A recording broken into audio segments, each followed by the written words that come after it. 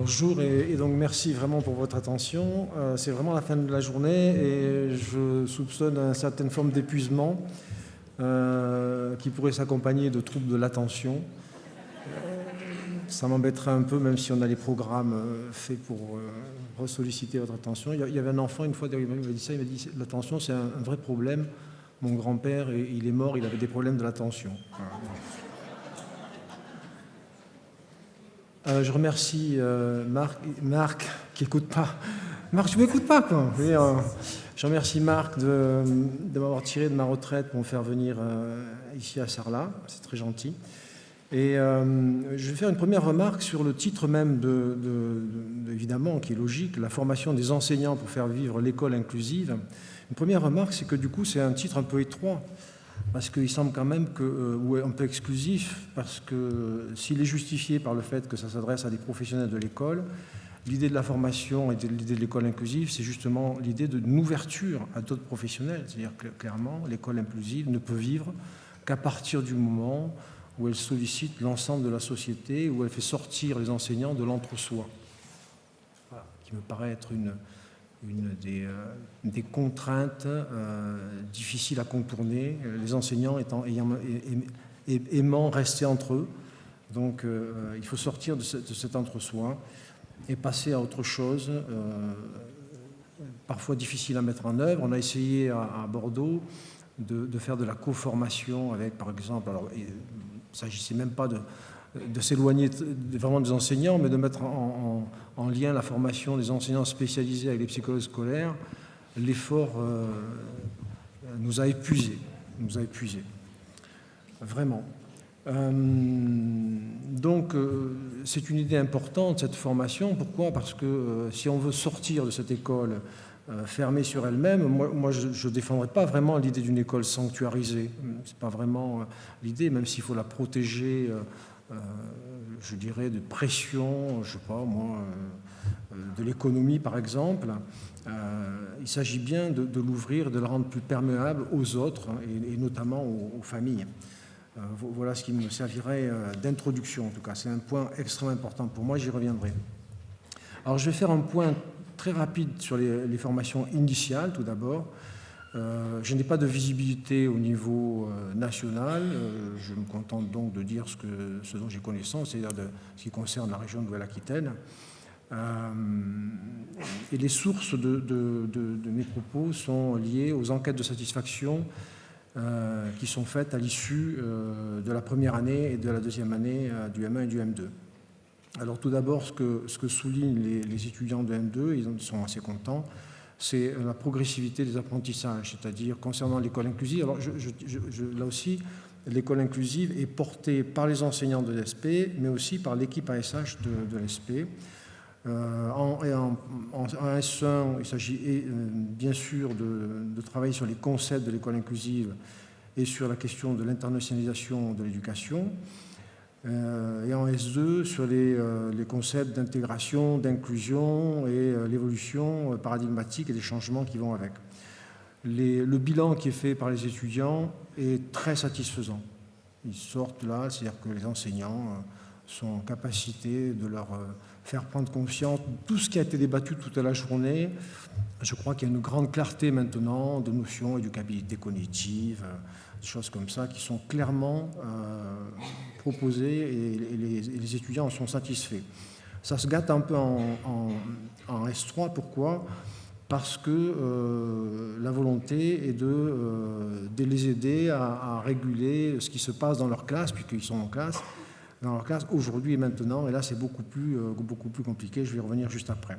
La forme de ces enseignements, ça va vous faire sourire sûrement. Il y a des cours magistraux qui sont donnés en FAD, c'est-à-dire en formation à distance, dans le cadre de capsules visio et des textes qui sont soumis en validation par QCM sur table ou sur Moodle. Vous voyez bien que ça a une petite évolution quand même des formations, ne serait-ce qu'en les décrivant comme ça.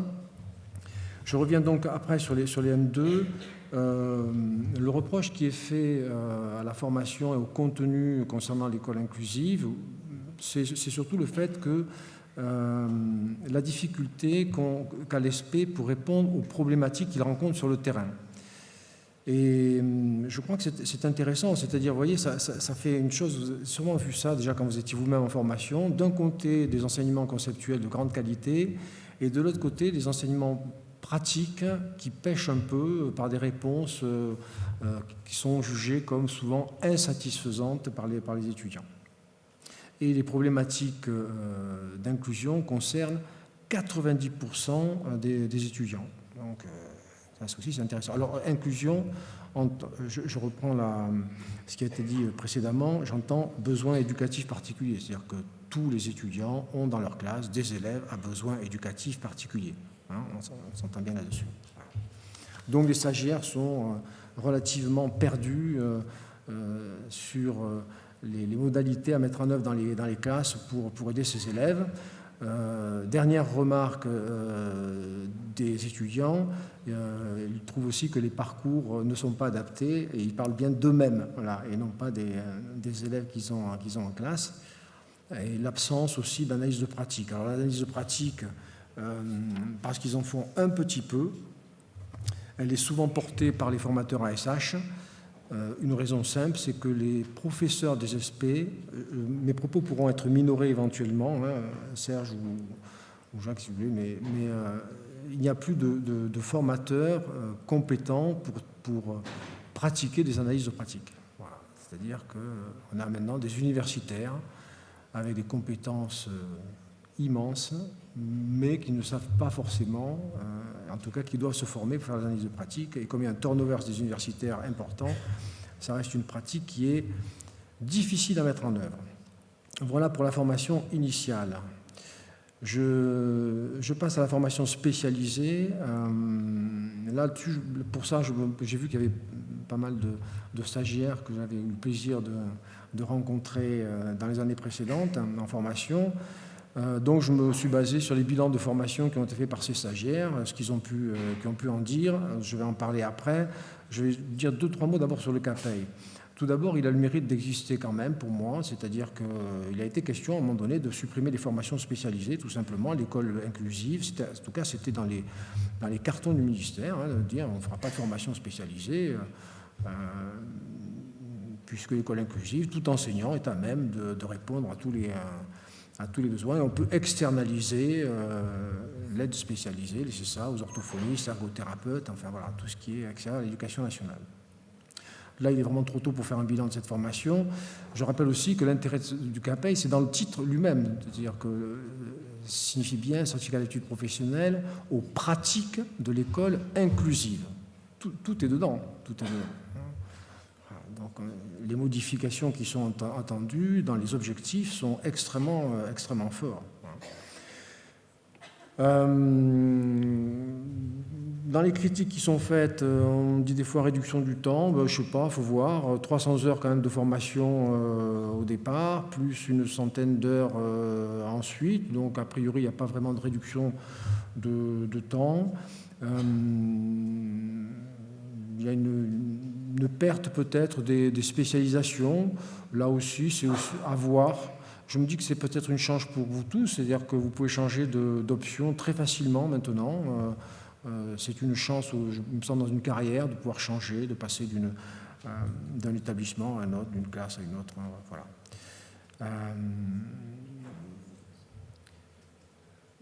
Le problème, un des problèmes du CAPEI, là aussi, c'est qu'il n'y a pas de cadrage national pour un certain nombre de choses. Il y a bien un texte de cadrage national, mais par exemple, là aussi, l'encadrement et l'accompagnement par des tuteurs ou par des professionnels n'est pas pensé, n'est pas prévu. Il est laissé, je dirais, à l'initiative locale. Il y a une grande diversité, là on le sait par le réseau des SP, le réseau ASH des SP, il y a une grande diversité des pratiques, c'est un peu gênant.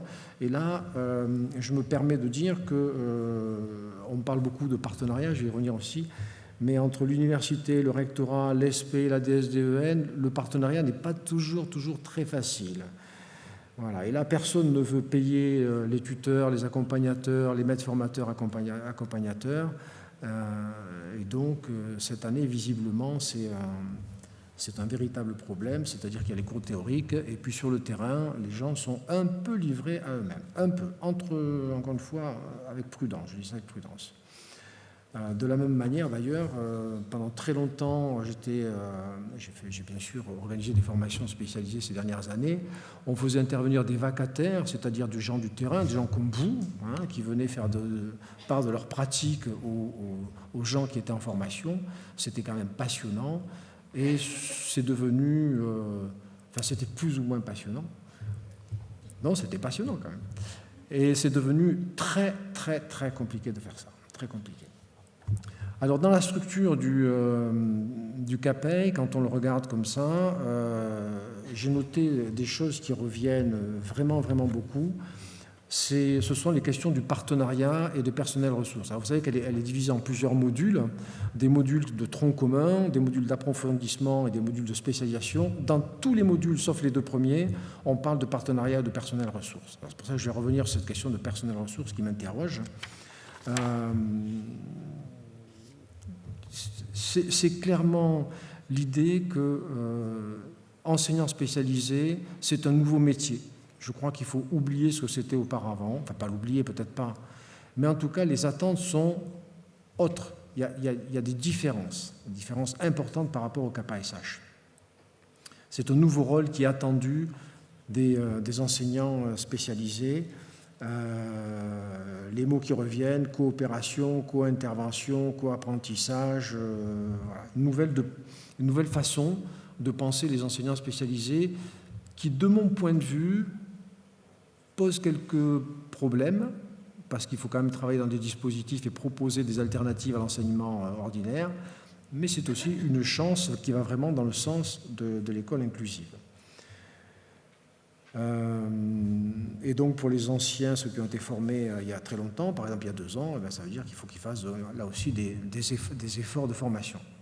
Ce qui est aussi une chance, me semble-t-il, ça a été évoqué à de nombreuses reprises et puis vraiment avec beaucoup de talent sur la question des familles.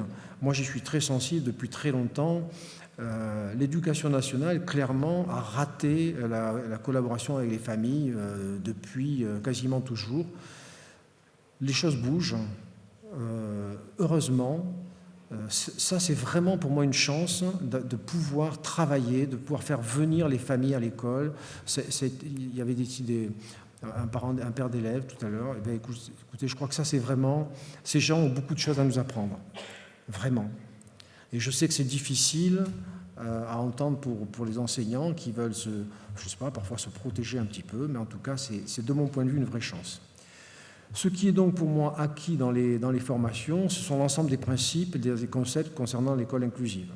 Le dernier livre de Magdalena Cruz-Diaz, qui est la responsable de l'ASH, s'appelle « L'école inclusive, un processus en cours ». J'aime bien un processus en cours, ça reprend aussi ce qui a été dit. Moi, je ne suis pas du tout sûr que le mot « inclusif » disparaîtra un jour ne complétera pas sur le long terme la notion d'école. Je crois que l'école inclusive, c'est un concept en soi. Et ça permet justement de faire un arrêt définitif avec l'école d'autrefois. Donc c'est plutôt une bonne chose. Magdalena, elle parle de transformation du paradigme éducatif à l'échelle mondiale. C'est-à-dire qu'il faut bien comprendre aussi que c'est pas... l'école inclusive n'est pas née ici, elle a été portée d'abord par des pays anglo-saxons, elle est débattue à l'échelle des grandes organisations internationales. Et l'école inclusive, j'aime bien aussi, elle parle d'horizon sociétal global. Il me semble que global, l'horizon, vous savez, c'est cette ligne que l'on n'atteint jamais. Je crois que c'est plutôt, là aussi, une bonne chose. Madame Dubois a parlé ce matin d'aller au bout, d'y arriver. Je ne sais pas si on arrive à l'école inclusive un jour, c'est pas sûr, c'est pas forcément un objectif atteignable, c'est une forme d'utopie plutôt. Alors je vais développer juste 2 petits points pour compléter ce petit tour d'horizon des formations. Je ne parlerai pas de formation continue. J'avais proposé à Marc de venir me tenir compagnie éventuellement pour compléter cette question-là. Je vais revenir sur cette question de personnel ressources qui m'interroge. Elle est dans tous les textes, elle est attendue. Elle elle est complexe parce que ce que l'on demande aux enseignants, c'est d'être, alors j'avais noté, enseignant, chercheur, formateur, expert, partenaire, charismatique. Je veux dire, bon, ça fait beaucoup. Charismatique, c'était tout à l'heure. Je me dis, ça fait beaucoup. Et la liste n'est pas close. Hein. Est-ce que c'est seulement possible? On voit tout le poids de la formation et toutes les attentes que vous pouvez avoir vis-à-vis de la formation pour être des experts, pour être des partenaires, pour être charismatiques, pour être des formateurs, pour être des chercheurs. Bon courage à vous. Si c'est une position qui est à la fois qui est complexe à tenir aussi parce qu'elle place les enseignants spécialisés, je dirais, dans un entre-deux. Hein, un entre-deux. Puis là, on leur donne le rôle d'être du coup la cheville ouvrière de l'école inclusive, mais ils sont pour le coup bien placés entre la locomotive et les wagons, et aussi entre tous les penseurs, tous les concepteurs, tous les responsables hiérarchiques, et puis les enseignants des classes auxquels il faut faire passer un certain nombre d'idées et surtout refourguer un certain nombre d'élèves difficiles à traiter. Vous m'excuserez mon langage, mais vous voyez ce que je veux dire, c'est pour vous dire qu'il y a quelques élèves parfois qui mettent à mal les enseignants, et si l'idée aujourd'hui, c'est quand on est enseignant spécialisé, normalement c'est de ne plus travailler avec les élèves. Un enseignant spécialisé qui a réussi, il n'a plus d'élèves. Voilà. Il les a tous donnés à des enseignants ordinaires. Si tout va bien. Donc, vous voyez, et puis avec des questionnements, on leur demande parfois même de juger de la pertinence des écoles dans lesquelles ils travaillent, voire des collègues qui sont concernés ou impliqués dans l'école inclusive. On leur demande donc des évaluateurs du système. Ça fait beaucoup de choses. Cette nouvelle fonction là, qui est attendue, qui est demandée par l'institution, elle place, je vous le dis aussi pour l'avoir vécu ces dernières années, et puis vous tous, vous la connaissez bien, elle nous place des fois dans des situations compliquées à gérer, un peu en porte-à-faux avec nos collègues qui ne comprennent pas très bien ce que l'on fait, les aides que l'on peut leur apporter, qui ont des réticences, qui peuvent en tout cas avoir des réticences. Comment on peut la définir? D'abord, je crois que nous devons être des personnels ayant une connaissance aiguë et précise de tout ce qui est texte et dispositif. Je crois que c'est extrêmement important. Les enseignants sont parfois débordés et n'ont pas connaissance des ressources institutionnelles. Là aussi, y compris d'ailleurs au niveau de l'informatique par exemple, je crois qu'un enseignant spécialisé, c'est quelqu'un qui s'est penché sur ces questions-là et qui peut aider des collègues surchargés de travail dans leur classe à mettre en place des dispositifs accompagnants pour les élèves en situation d'inclusion. Voilà. Être au courant, là aussi, du cadre théorique, je ne sais pas, connaître par exemple les conférences de consensus pour savoir un peu ce qui se dit sur la lecture ou sur la différenciation pédagogique, ou en tout cas être le relais de la recherche. Et il me semble que ça c'est important à tenir. Et puis être personnel ressource, c'est aussi accepter le fait de jouer. Alors là, pour le coup, de jouer. De jouer à quoi? De jouer à co-intervenir dans les classes. Attention, je ne dis pas que les enseignants spécialisés n'ont pas travaillé dans des dispositifs où on aide des élèves seuls ou à part, dans des petits groupes spécifiques. Hein, c'est pas ça. Hein. Mais je dis qu'il est quand même pas mal d'aller voir ce qui se passe en classe et de co-intervenir. Là aussi, il y a beaucoup de réticences. Certains ont peur d'y perdre leur âme ou d'y perdre leur cœur de métier. Moi, je crois qu'au contraire, c'est l'occasion, non pas de trouver des bonnes pratiques, j'aime pas le mot de bonnes pratiques, mais de partager ensemble des expériences, d'expérimenter, d'essayer, de se hasarder à des choses nouvelles. Et ça peut être assez rassurant pour les enseignants de voir des enseignants spécialisés qui ne sont pas des experts, mais vous savez, vous connaissez la définition de Jacques Rancière sur le maître ignorant. J'aime bien, moi, l'idée de maître expert ignorant. Pas expert en ignorance, de maître expert ignorant, c'est-à-dire qu'avec toutes les connaissances que l'on a, eh bien, on joue quand même à découvrir, à aider et à trouver des aménagements et des solutions à des problèmes parfois très, très complexes. La formation, et c'est là aussi que va intervenir la formation continue, cette journée-là, travailler en équipe, ça s'apprend. ça s'apprend vraiment. Pour avoir fait, je ne sais pas, des centaines d'équipes éducatives, d'équipes techniques, de synthèse, de concertation, je ne sais quoi, là aussi, c'est compliqué. On avait mis en place à l'ESP de Bordeaux l'idée de pratiquer des jeux de rôle, par exemple. Vous avez pratiqué des jeux de rôle aux enseignants en formation, c'est extrêmement formateur. De demander à des enseignants en formation initiale de jouer, en deuxième année évidemment, de jouer à faire une équipe éducative où l'un tient le rôle de l'enseignant, ça c'est facile, et puis l'autre celui du psychologue, l'autre celui du directeur, l'autre celui du papa, de la maman, voire de l'enfant. Je crois que ça c'est des choses qui se travaillent, qui peuvent faire l'objet de formation continue, me semble-t-il. Au niveau là aussi de mon expérience personnelle en formation, il y a des résistances, évidemment, chez les enseignants. Elles peuvent être l'objet de discussions aussi. Je crois que c'est important d'accepter les résistances des uns et des autres, me semble-t-il, et non pas de les nier.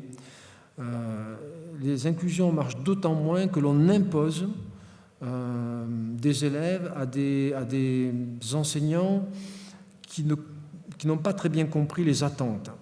L'inclusion, on n'a pas beaucoup parlé de normes, d'évaluation. On n'attend pas des élèves en inclusion qu'ils aient le niveau, par exemple, il faut le dire, le répéter, qu'ils aient le niveau de la classe dans laquelle ils sont inclus. Évidemment que ça, c'est aussi la ligne d'horizon pour chacun. Il faut se référer au programme et le parcours de formation s'y réfère, mais on n'attend pas cela. Sinon, ça crée là aussi des frustrations, des relations très mortifères. C'est-à-dire que l'enseignant se retrouve dans la situation injonctive d'apprendre à lire, à écrire, à compter un élève au même rythme que les autres, alors même que cela n'est pas possible. Vous connaissez ces choses-là. Donc je crois qu'on peut les aider, être personnel ressource, c'est discuter, passer beaucoup de temps à discuter ces questions-là. Qu'est-ce qu'on attend exactement lorsqu'on inclut des enfants TSA dans une classe? Qu'est-ce qui est attendu vraiment? Alors, je dis bien en termes d'apprentissage, en termes de la socialisation, tout le monde le sait, mais en termes d'apprentissage, qu'est-ce que l'on apprend exactement, étant entendu que la socialisation, c'est aussi un apprentissage, bien sûr, pour moi en tout cas.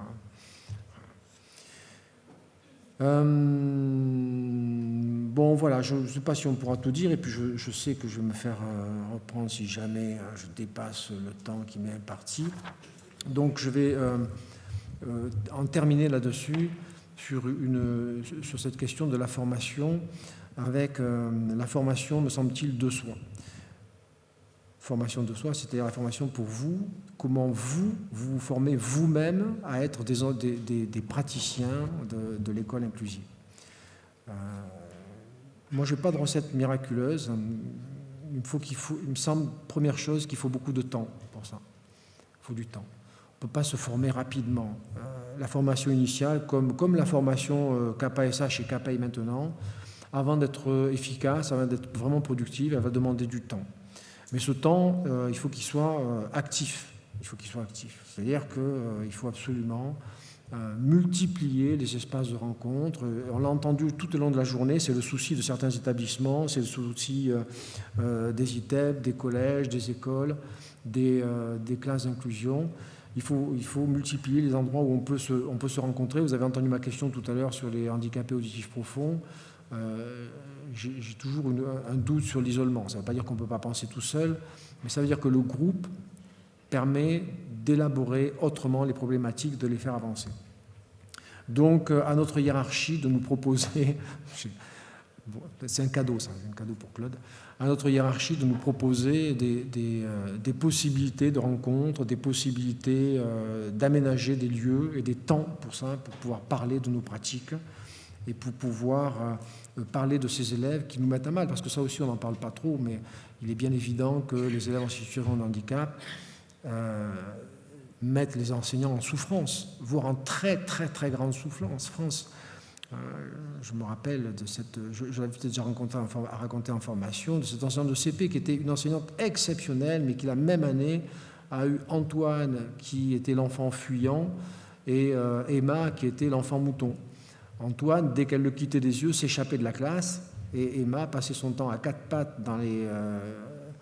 sous les tables, à bêler pour essayer de détourner l'attention de ses petits camarades des apprentissages.